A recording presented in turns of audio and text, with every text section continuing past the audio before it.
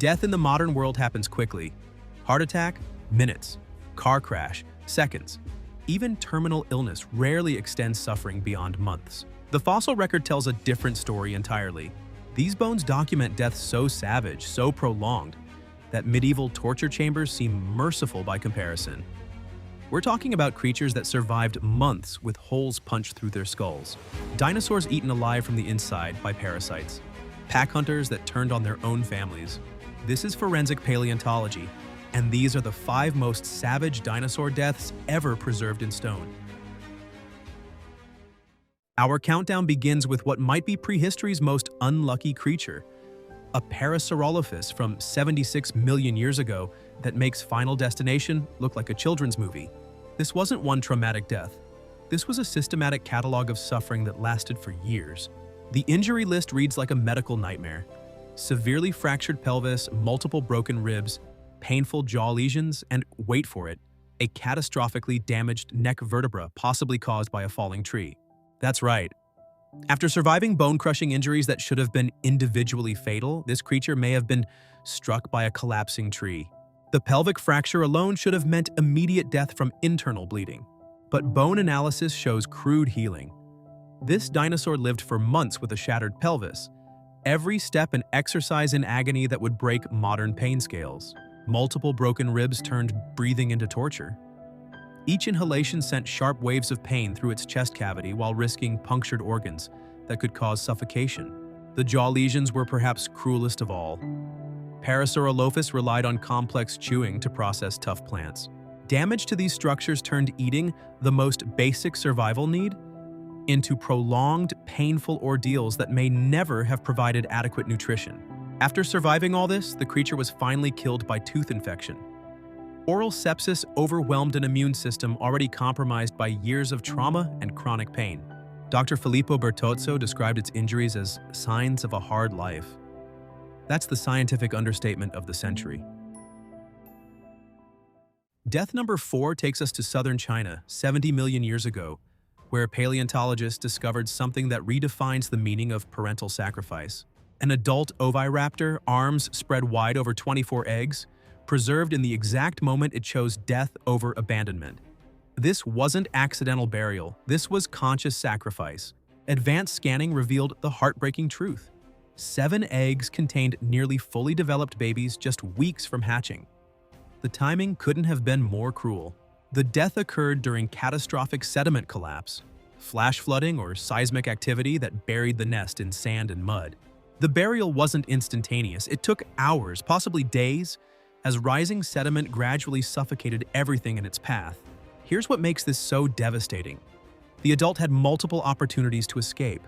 The positioning proves deliberate choice.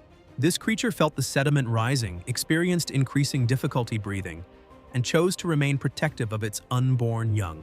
The final hours were a battle between survival instinct and parental drive. Growing panic from oxygen deprivation fought against hormonal systems, demanding protection of the nest. Each breath became more labored, more desperate, while the eggs beneath remained warm and safe. Rapid burial in fine sediment created anaerobic conditions that prevented decomposition, essentially mummifying this final act of parental devotion. The result captures not just anatomy, but pure emotional sacrifice preserved across 70 million years. This discovery vindicated Oviraptor, previously misnamed egg thief, based on fossils that seem to show adults stealing eggs. The protective posture proved these creatures weren't thieves. They were devoted parents willing to die for young they'd never see hatch. Death number 3 documents something even more disturbing than natural disaster or accident. This crime scene in Alberta, Canada involves creatures that should have been family, but became each other's final meal instead. Daspletosaurus, 30 feet of apex predator, equipped with bone-crushing jaws that could snap cars in half. These were pack hunters that ruled late Cretaceous ecosystems with coordinated brutality. The skull tells a timeline written in violence. Some bite marks show healing, non-fatal encounters, dominance displays, social hierarchy enforcement through calculated violence. But other wounds tell a completely different story. The fresh wounds are concentrated around high meat areas, jaw muscles, neck, back of skull. These weren't territorial disputes. This was systematic cannibalism. Picture the scenario: a weakened Daspletosaurus dies from injury, disease, or starvation. Other pack members arrive not as mourners, but as dinner guests. Those massive jaws, evolved for crushing Triceratops skulls, turned instead to consuming their own family members. Multiple individuals participated in the feeding, creating a hierarchy based not on pack loyalty, but on individual strength and opportunism. The late Cretaceous equivalent of Lord of the Flies, played out by creatures that could crush elephants. Climate analysis shows this period involved increasing environmental stress, shifting prey distributions, resource competition, changing precipitation patterns. Even the strongest family bonds fracture under survival pressure. This behavior isn't unprecedented. Komodo dragons regularly practice cannibalism, as do crocodiles, sharks, and large carnivorous mammals. In protein-scarce environments, the line between family and food becomes disturbingly thin. But there's something uniquely horrifying about imagining these encounters from the victim's perspective. Being consumed by creatures you once hunted alongside, raised young with, and survived countless challenges beside. Death number 2 takes us to Brazil for what might be the most systematically horrifying way to die ever documented in the fossil record. No predators, no accidents, no violence, just microscopic killers that turned the victim's own blood into a highway for destruction. Titanosaurs were among Earth's largest land animals, 40 feet long, weighing as much as 10 elephants, moving like living mountains across late Cretaceous landscapes. Modern scanning revealed the nightmare within: extensive cavities and lesions throughout the leg bones, creating honeycomb patterns of destruction. These were calling cards of hemosporidian blood parasites, microscopic organisms that had colonized the creature's entire circulatory system. Imagine the progression. Tiny parasites infiltrate the bloodstream through insect bites. Once inside, they systematically target bone marrow with military efficiency, turning the host's own immune system against itself.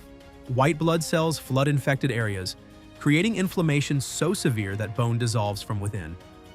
Microscopic infections expand into caverns of necrotic tissue, eating away structural integrity that keeps multi-ton creatures upright. In modern animals, bone infection produces pain described as burning from the inside. For a titanosaur already pushing the biomechanical limits of terrestrial life, this systematic bone destruction was catastrophic. Each step became grinding agony as infected bone destroyed healthy tissue. The famous long stride shortened to shuffling, then ceased entirely as structural damage reached critical thresholds. Titanosaurs were social creatures moving in coordinated herds. As infection progressed, this specimen fell behind, became separated, then ultimately abandoned by companions who couldn't slow their own survival.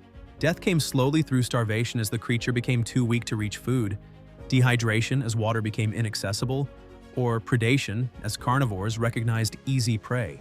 But by then, death was mercy compared to months of systematic internal consumption. This fossil documents one of the most prolonged, systematic forms of suffering ever preserved in geological history. Death number 1, the most savage dinosaur death ever found, brings us to South Dakota and a crime scene so brutal that it redefines prehistoric violence. Meet Big John, 26 feet of armored herbivore, 10 tons of defensive fury, equipped with horns longer than baseball bats, and a skull designed to stop freight trains. Something punched a hole clean through that supposedly impenetrable armor. The wound was 6 inches across, driven through 3 inches of solid bone. Initially dismissed as fossilization damage, microscopic analysis revealed something far more sinister: active bone remodeling, blood vessel growth, inflammation responses. Big John survived this wound and lived with it for months.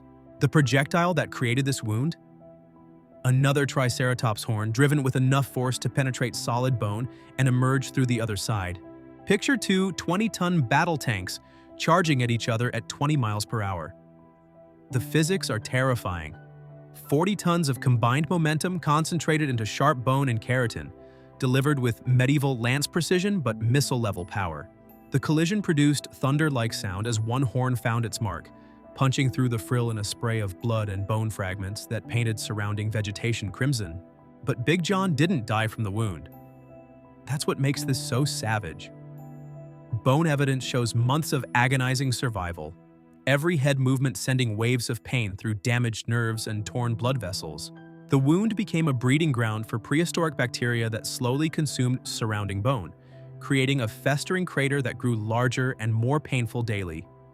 Immune responses visible in fossilized bone document a losing battle against sepsis and constant grinding pain. It wasn't T-Rex that killed Big John, it was his own kind, and the slow, inevitable march of infection that followed their violent encounter. This represents the most savage death ever documented because it combined maximum initial trauma with maximum prolonged suffering, creating months of agony that finally ended in septic defeat. These stories emerge from cutting-edge forensic analysis that would make modern detectives envious. CT scanners reveal internal damage invisible to surface examination. Microscopic analysis identifies bacterial patterns preserved in mineral replacement. Chemical analysis reconstructs stress hormones and dietary changes. But here's the terrifying truth. These extreme cases may represent normal prehistoric experience. Modern emergency medicine has eliminated prolonged suffering that was routine 100 million years ago. Antibiotics prevent infections that killed Big John. Surgery repairs injuries that plagued the unlucky Parasaurolophus.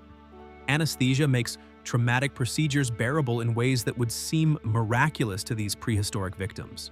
What these fossils reveal is remarkable resilience in the face of systematic suffering. Each creature survived trauma that should have been immediately fatal, suggesting pain tolerance that exceeds modern understanding. The social implications are equally profound. Big John's survival with facial trauma suggests group tolerance for disabled members. The Oviraptor sacrifice demonstrates emotional complexity rivaling modern parental behavior.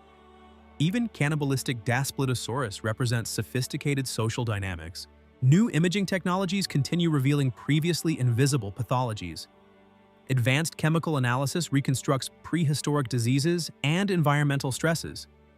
Each advancement adds chapters to stories written in stone millions of years before humans existed to read them. The fact that such detailed suffering survived geological processes represents its own miracle. These creatures' pain has been preserved with clinical precision, creating medical case studies spanning deep time. Perhaps the most profound lesson is that suffering, resilience, sacrifice, and violence represent biological constants across geological time.